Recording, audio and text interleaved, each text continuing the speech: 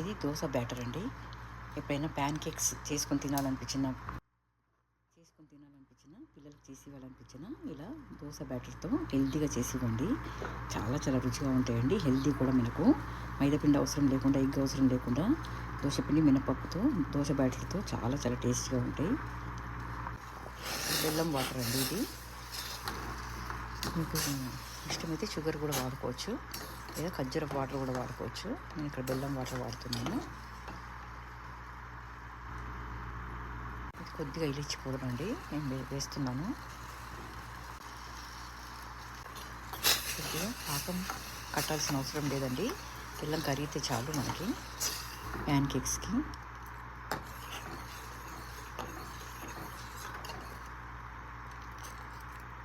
Pan heat ఎక్కింది.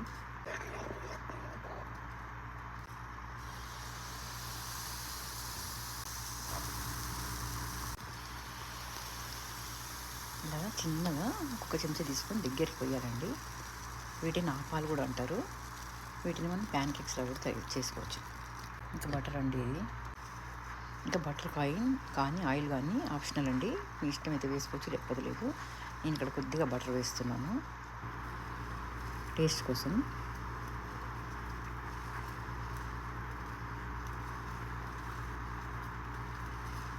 ఒకవైపు ఎర్రగా కాల్చుకోవాలండి. ఆ తర్వాత రెండు వైపు మలిపి మామూలుగా లైట్గా కాల్చుకొని తీసేసుకోవాలి.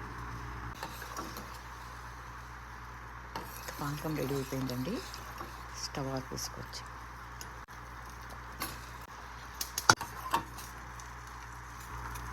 ఇంకా తిక్కగా అంటే కూడా తిక్కగా చేసుకోవచ్చండి.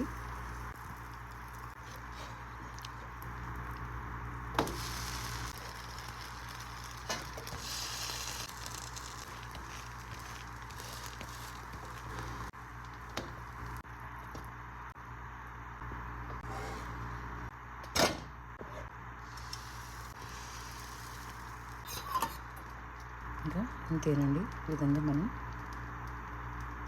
షుగర్ సిరప్ పోసుకోవాలి.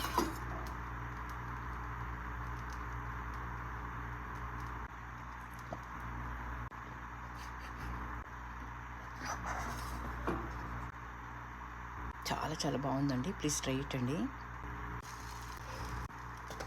ఇది వితౌట్ ఆయిల్ అండి, వితౌట్ బటర్.